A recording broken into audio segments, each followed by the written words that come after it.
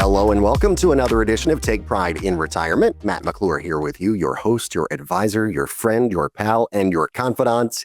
Thanks so much for being a part of things this time around. If it's your first time joining the show, hey, I'm so glad that you are doing just this very thing, which is an easy thing to do. Listen to this show. And I hope you got something out of it. This week, talking a lot about Medicare, navigating that Medicare maze that's gotten more confusing over time and generally does. But the reason I'm talking about healthcare costs and health in general, and that's really the way we're going to frame it here, is because if you're an American 65 and older, you're eligible for Medicare. That's, first of all. But B, it is now the Medicare Annual Enrollment period, or AEP. And we're going to talk a lot about that, maybe some changes that are coming up for 2026 that you can look forward to or dread or whatever the case might be. But it's all about, the show is all about really helping you navigate the future, because as we always say, no matter who you are, where you come from, who you love, how you identify, how much money you've got, no matter any of those things or more, you deserve a retirement you can take pride in. Go to takeprideinretirement.com. That's takeprideinretirement.com, or call 855-246-9211. 855-246-9211. You can schedule that free consultation. It is absolutely free, of any cost or any obligation. So coming up, as I mentioned, we're going to talk about the Medicare maze here, simplifying things for you for 2026, looking at some of the changes that are coming. Part D of Medicare has had some changes as well, and we'll talk a little bit about that. We're not going to go too in depth because I don't want to get too much into the weeds here, but just let you know about a couple of things that are going on. Also, how the economy affects healthcare costs. We'll look at that as part of our market update and kind of see how the two are related, and how, that affects Medicare costs and healthcare costs in general. And we'll also have a really great discussion coming up before the end of the show about breast cancer rates, which are surging among younger women. And I'm going to talk with an expert from the American College of Surgeons about that. And ladies in the audience of the show, pay attention. Or if you know someone who is at risk for breast cancer, maybe, or maybe not even at risk, this is a great episode to share with them, because, it's a lot of great info about that, about maybe why things are increasing when it comes to breast cancer rates among younger women. So a lot of great talk there. All right. So enough of me. Let's get to more me. Actually, some words of wisdom from somebody else. We got to get a little inspiration for our conversation here, and we'll do that with our quote of the week. And now for some financial wisdom. It's time for the quote of the week. And this week's quote comes from the one and only, the legendary Harvey Milk, who said this. Very simple quote this time. Hope will never be silent. Hope will never be silent. I love that. And I've contemplated using this quote before on the show. And I'm like, well, how in the world do I kind of relate it to the things that we talk about? But I feel like maybe the change in political climate or something over these past several months has sort of given me the insight into the way to focus on this. And it is that people need hope in all aspects of their life at all times. And when it feels like things are out of your control and there are things going on that you don't like, maybe, or that you're, things are just kind of crazy, you need hope. And this is a reminder from Harvey Milk here that, yes, hope will never be silent, but it's a reminder that every choice that we make, including how we protect our health, how we protect our finances, that is a declaration of hope for our future. Really, really is. And so I love that quote. I've always loved that quote. And Harvey Milk, obviously, just a legend in the LGBTQ plus community, taken from us all. far too soon. All right, so let's get into this Medicare discussion now, and healthcare, larger healthcare discussion also. Got a few things to cover here. This Medicare maze that we all find ourselves trying to sift through is something that comes up every year about this time because it is open enrollment, as it's sometimes known. The official term for it is the Medicare Annual Enrollment period, where you can look at your coverage, you can see what you have, see if things need to change. If you have, Medicare Advantage, Medicare Supplement, that sort of thing. So Medicare, though, there are changes every year to those types of plans. There are changes less often, maybe to the basics of Medicare, but to Medicare Advantage, Medicare Supplement, there are changes more often, usually on an annual basis. And so the evolution continues in 2026. Fewer plan options, tighter networks, big shifts in coverage. If you or maybe your partner, your spouse, your whomever are aging into Medicare soon, the annual enrollment period, which is now through December 7th, so it's now through kind of early mid-ish December-ish, the annual enrollment period is one that you cannot afford to overlook. So keep it in mind, especially if you are 65, about to turn 65. You need to keep all of this in mind. There are fewer plan options this coming year because some major insurers are consolidating and they're maybe exiting some lower performing markets. So maybe there's coverage that's available in your state this year that won't be available next year. So if you have Medicare and you say, oh, well, I like my plan, if you're on a Med Advantage or some kind of Medicare supplement plan and you're like, oh, I love my coverage, I'm just going to keep it for next year. Make sure that you can actually do that because your insurer may be exiting that market. A lot of members are just going to get non-renewal letters and then you've got to elect new coverage. And always, always, always review your coverage every year, regardless of what the situation might be. I just encourage you to do that because it's super important. Yeah, you may love what you have, but there could be better options out there for you, even if it's not a situation where an insurer is exiting the state or whatever, So there could always be better options out there for you.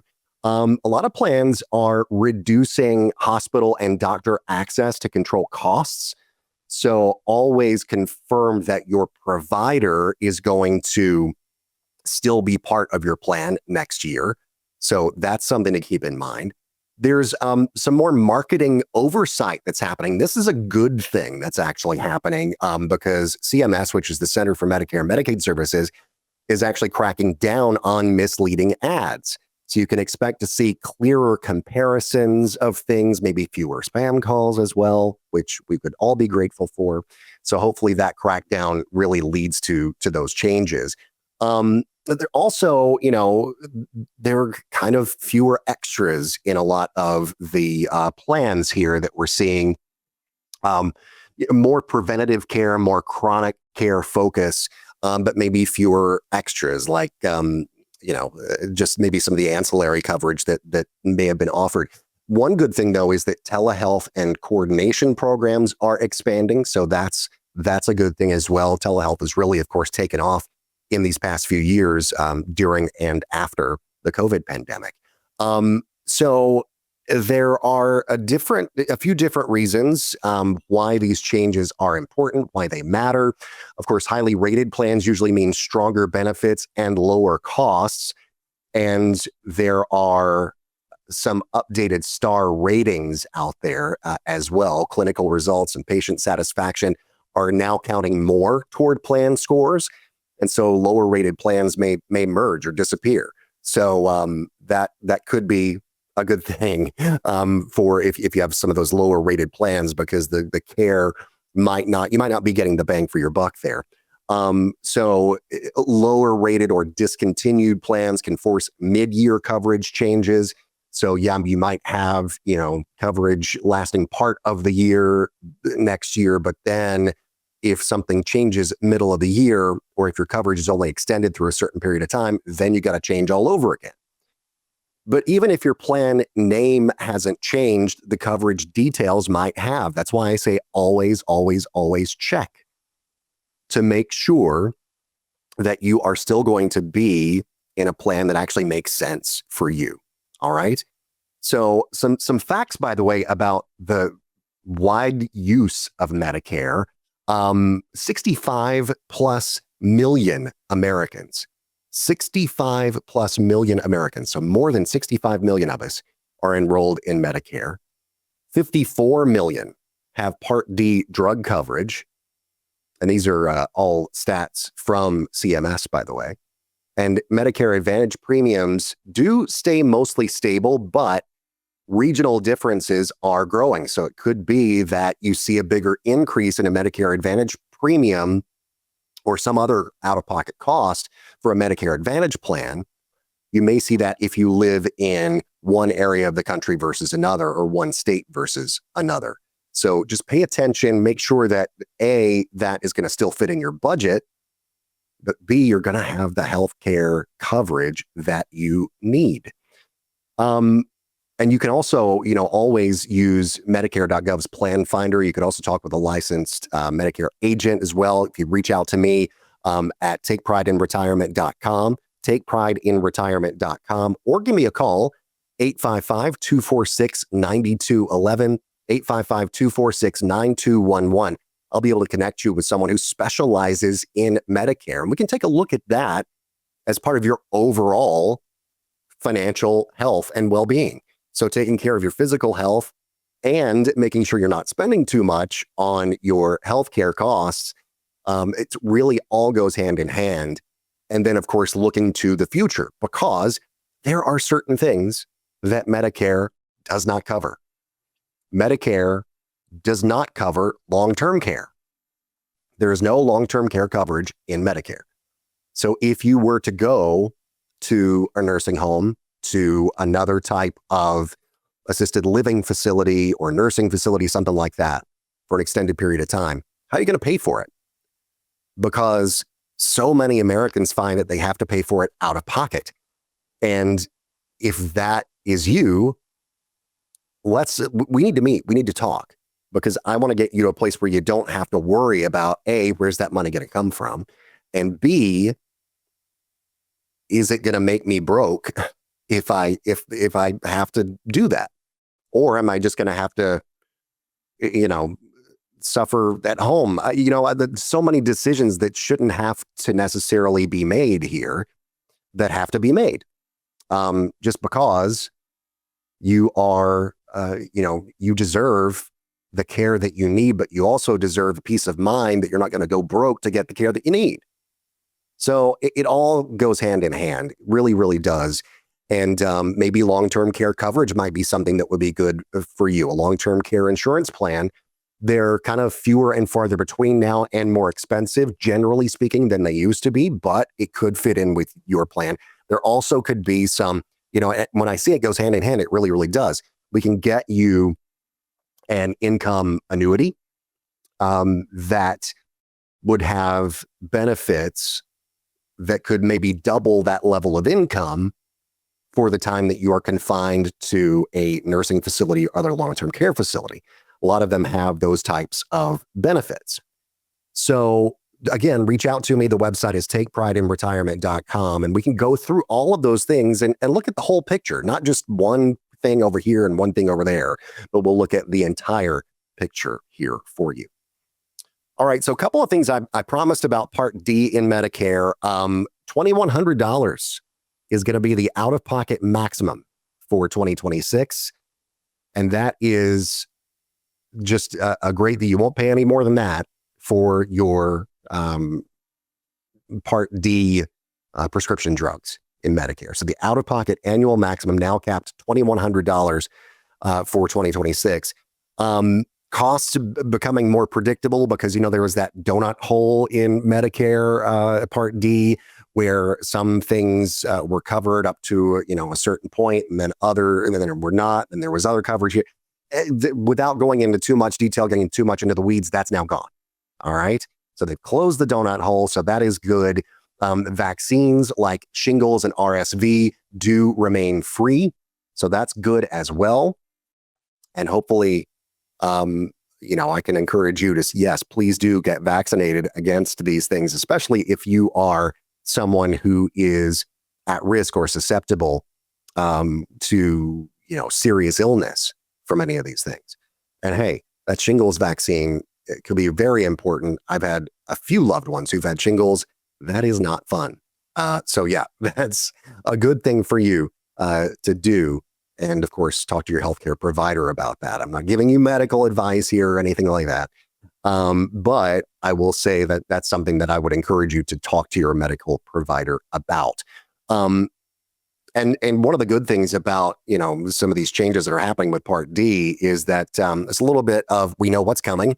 There's some predictability there. There's some peace of mind as a result, especially for people, if you're on a fixed income or you're managing a chronic condition like HIV or diabetes, that predictability of having that cap every year of $2,100 from here on till the cows come home, or whatever metaphor you want to use, is really great. And so that does bring a lot of peace of mind.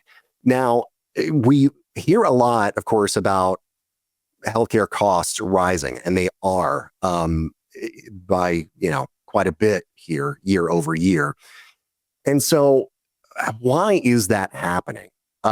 We've been looking at some different studies here, some different numbers, and it's not like we have all of the answers, because I don't know that anybody does have all of the answers to this.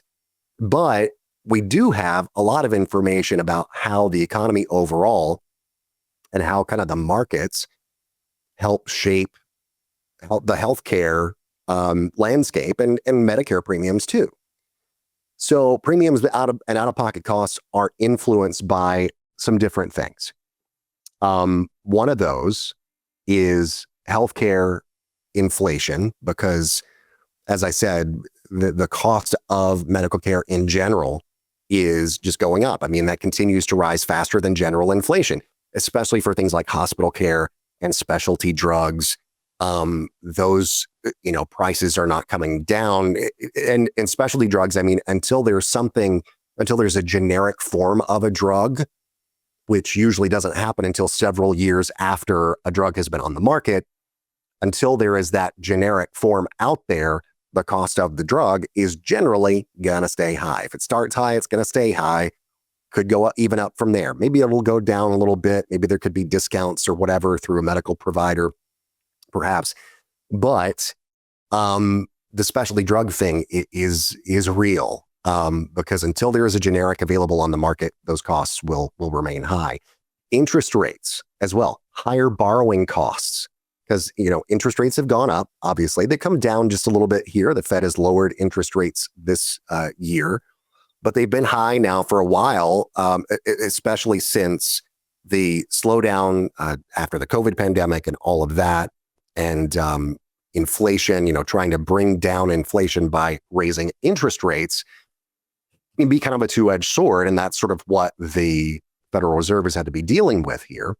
And so higher borrowing costs can affect insurers' pricing, their reserves, and that can push premiums higher.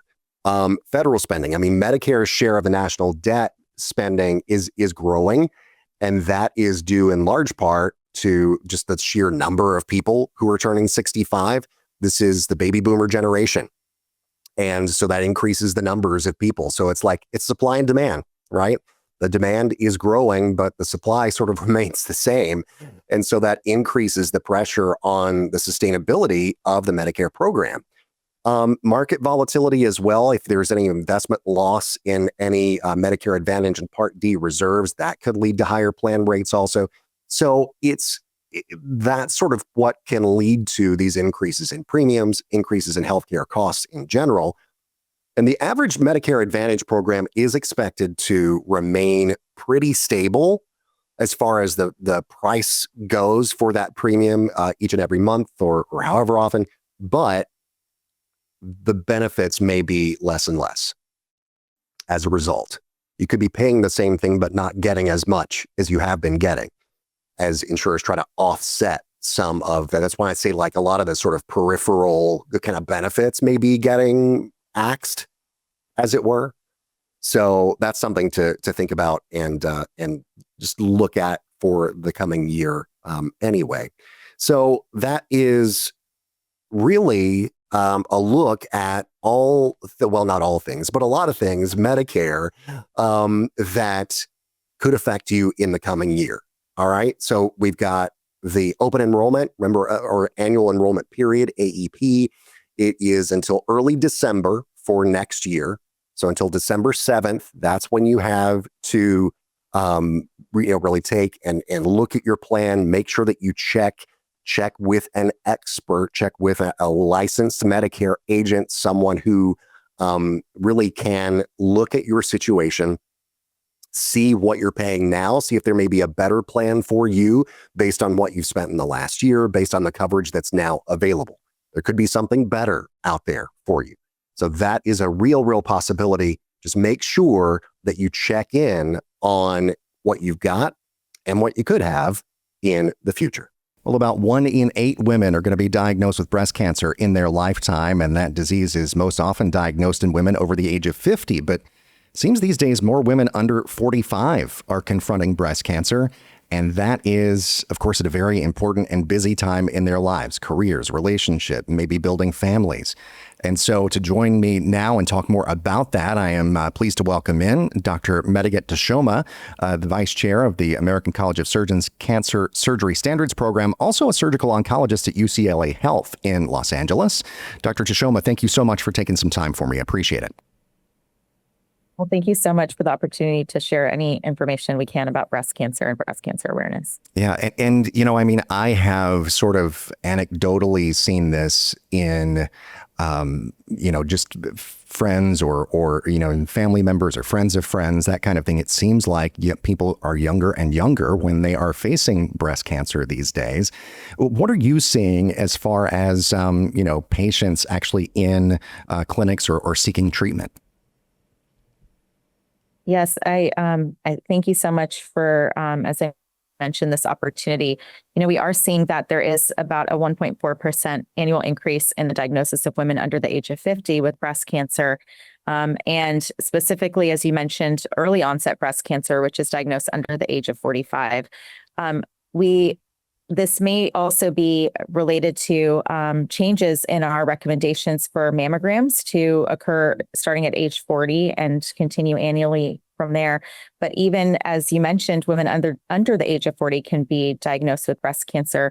And usually in that situation, it may be something that they notice or a change related, that they notice with their breasts in terms of a mass or changes to the nipple areola or skin.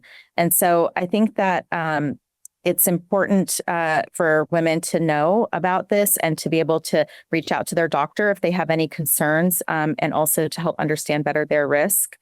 And why this is happening, we don't know. A lot of research is looking into this. What is causing us to see women diagnosed at earlier ages, and even related to other cancers as well. So hopefully we will be able to understand more about the reasons why, but that's just not yet known.